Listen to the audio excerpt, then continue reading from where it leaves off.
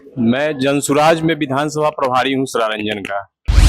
छोटा सा जगह सरारंजन में हूँ और सरारंजन की राजनीति के बारे में बता सकता हूँ और अवगत भी हूँ कि अभी यहाँ का जो परिप्रेक्ष्य है, जो वर्तमान सिनारियो चल रहा है, यहाँ के जो स्थानीय विधायक हैं उनसे लोग त्रस्त हैं।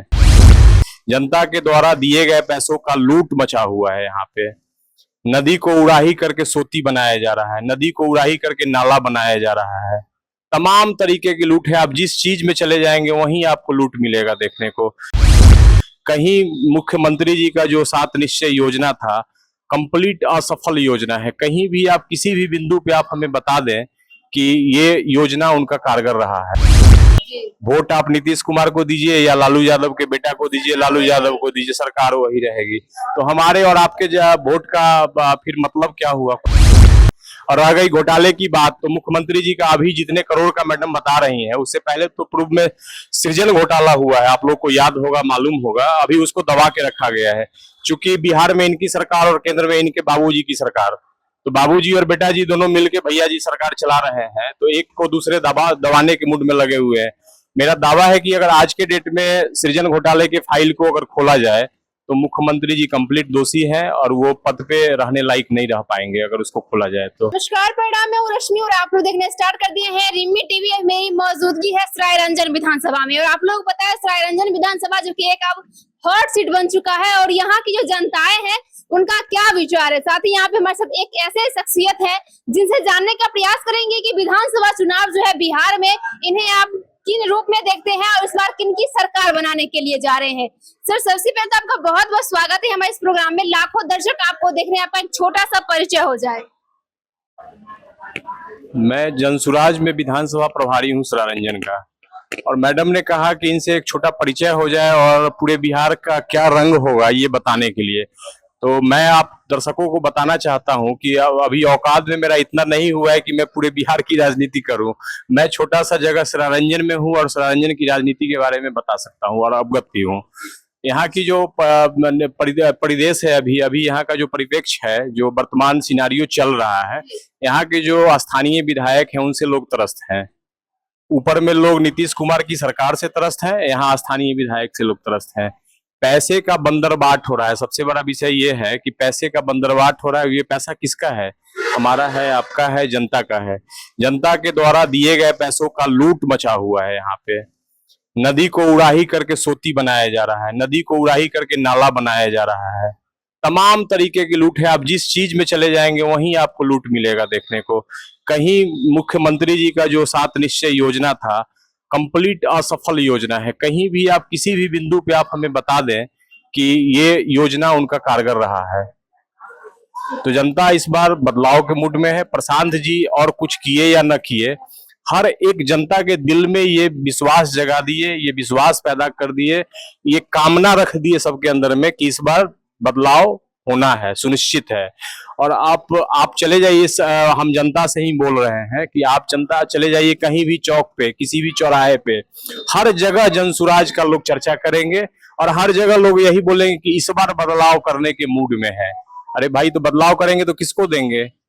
जो सरकार हमारा 40 साल उम्र हुआ, हम 40 साल से देख रहे हैं, तो वही सरकार है अभी भी। वोट आप नीतीश कुमार को दीजिए या लालू यादव के बेटा को दीजिए, लालू यादव को दीजिए, सरकार वही रहेगी। तो हमारे और आपके वोट का फिर मतलब क्या हुआ? कोई मतलब ही नहीं बैठता है। हम दिए कि हम जिसको दे रहे हैं वोट वो विपक्ष में बैठे, और जो पक्ष के लोग हैं उसको मिला के भी पक्ष में ही कर लेते, तो हमारे वोट का तो कोई निर्णायक तो रहा ही नहीं। तो इसलिए लोग इस बार जो है कंप्लीट बदलाव के मूड में है। और अब हम बिहार की बात करते हैं तो ये कमोबेश हर जगह, हर विधानसभा में इस तरीके की बात है और बदलाव इस बार होगा, सुनिश्चित है। पहले आप बोले क्या जो रुपया को लेकर के कि हर ना आपका रुपया है, ना मेरा है, ना ये जनता का है, तो मैं ये जानना चाहूंगी, जिस तरीके से आप बता रहे हैं, एक तरह से बता रहे हैं कि जब लालू जी का सरकार था तो बोले थे कि चारा घोटाला करके उन्हें करोड़ों रुपए का फंड पता नहीं कहाँ खर्च किया, उनके पास जवाब नहीं है। और अभी जो वर्तमान में मुख्यमंत्री है उनके ऊपर भी ये आया है कि 71,000 करोड़ का उन्होंने कहाँ पे इन्वेस्टमेंट किए हैं वो नहीं दिखा पा रहे हैं। तो क्या लगता है बिहार में बदहाली का कारण आप किन्हें मांगते? क्या लगता है बिहार को लेकर के जब विकास की बात करते हैं? कोई परिवार अगर बर्बाद होता है तो उसका मुख्य कारण मुखिया होता है। परिवार का जो प्रथम व्यक्ति होता है, दायित्व उसी पे जाता है। बिहार अगर बर्बाद हो रही है तो दायित्व किस पे जाएगा? जो बिहार के मुख्यमंत्री हैं, ये तो जाहिर सी बात है। और रह गई घोटाले की बात, तो मुख्यमंत्री जी का अभी जितने करोड़ का मैडम बता रही हैं, उससे पहले तो पूर्व में सृजन घोटाला हुआ है, आप लोग को याद होगा, मालूम होगा, अभी उसको दबा के रखा गया है। चूंकि बिहार में इनकी सरकार और केंद्र में इनके बाबूजी की सरकार, तो बाबूजी और बेटा जी दोनों मिलके भैया जी सरकार चला रहे हैं, तो एक को दूसरे दबाने के मूड में लगे हुए हैं। मेरा दावा है कि अगर आज के डेट में सृजन घोटाले के फाइल को अगर खोला जाए तो मुख्यमंत्री जी कंप्लीट दोषी हैं और वो पद पे रहने लायक नहीं रह पाएंगे अगर उसको खोला जाए तो। यही है, लूट मची हुई है, जो जहां है सब घोटाला करने पे लगा हुआ है। आम जनता के परेशानी से किसी को कोई लेना देना नहीं है। तो माननीय मुख्यमंत्री जी है वो कहते हैं कि बिहार में हमने विकास के लिए बहुत सारे कार्य किए, चाहे मैं नल जल की बात करूं, चाहे मैं लोगों को आश्वासन देकर के कि शराब बंद कर दिए हैं, चाहे मैं गली गली सड़क योजना की बात करूं, बहुत सारी ऐसे विकास की बात करते हैं। लेकिन आपको क्या लगता है कि सचमुच में विकास पब्लिक प्लेसमेंट में देखने को मिला है या कागज तक ही सीमित रह गई है?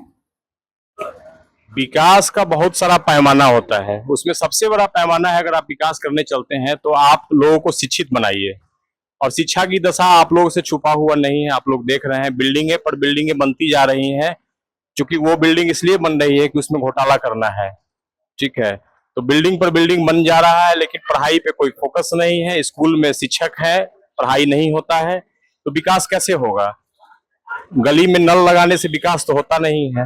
विकास इस तरीके का हो, विकास तब माना जाएगा, बिहार की जनता विकास तब मानेगी जब बिहार के लोग बाहर नहीं जाएंगे पलायन होके, बाहर से ट्रेन भर के हमारे बिहार में आए, फैक्ट्रियां लगे, लोगों को रोजी रोजगार मिले, बच्चे पढ़ने कोटा नहीं जाए, बच्चे को यहीं ट्यूशन मिले, बच्चे को यहीं इंस्टीट्यूशंस मिले अच्छे क्वालिटी के। माननीय प्रधानमंत्री जी हमारे कहते हैं कि हमने बिहार को श्रमिक एक्सप्रेस ट्रेन दी है, और साथ ही ये कहते हैं कि 9 करोड़ जनताओं को हमने यहाँ पे 5 किलो राशन दे रहे हैं। अगर वही वो जाकर के गुजरात में बात करते हैं, भाषण देते हैं, तो कहते हैं कि मैंने गुजरात को इंडस्ट्रियल एरिया बना दिए, बुलेट ट्रेन दिए हैं, ताकि अभी बहुत ही आगे बढ़ चुका है गुजरात। लेकिन वही आते हैं बिहार में तो फिर उसी तरीके का अपना भाषण देते हैं। तो क्या लगता है कि ये दो पक्षों के बीच ये समानता की बात करते हैं सभी देश में?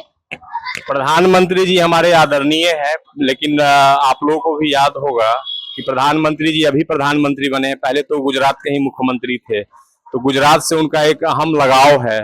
और बिहार के लोगों को तो जान ही रहे हैं कि बदहाली में जीने का आदत सा बन गया है। तो वैसे जनता का ये कहना है कि हम उन्हें वोट नहीं देते हैं, हम लोग नहीं, बिहार की जनता तो वोट देते ही है, तभी तो भुक्तभोगी वो भी हैं। अगर वोट नहीं देते तो आज ये दिन देखने को उनको नहीं मिलता। बिहार की जनता अभी तक अगर उनका अगर ये खुल गया है कि हम वोट देते हैं और हमारे साथ इस तरीके की बात होती है, तो हम अभी से भी उनसे रिक्वेस्ट करते हैं कि अपने अधिकार को समझें, और जो उनको फीलिंग्स आ रहा है कि हम वोट दिए और हमारे कारण हमको जो है ये क्या बोलते हैं उसको, हमसे अनदेखी किया जा रहा है, हमारे वोट पे कोई निर्णायक नहीं हो रहा है हमारा वोट, तो अभी से भी वो जगे और बदलाव की जो मूड है, जो मुहिम है, उसमें अपना साथ दें और इस बार बदलाव करके दिखा दें। सर, तो अब की बार बिहार में किनकी सरकार बनाने के लिए जा रहे हैं आप सभी जनता मिल करके? इस बार किसी का सरकार नहीं बनेगा बिहार में, इस बार जनता की सरकार बनेगी, और जनता की सरकार जनसुराज की है, जनसुराज की सरकार बनेगी। जी बिल्कुल। तो आप लोग का विचार क्या है इस बार बिहार विधानसभा चुनाव को लेकर के? अपनी राय कमेंट बॉक्स में जरूर दीजिएगा, और साथ ही हमारे फेसबुक पेज रिम्मी टीवी को फॉलो, लाइक एंड कमेंट जरूर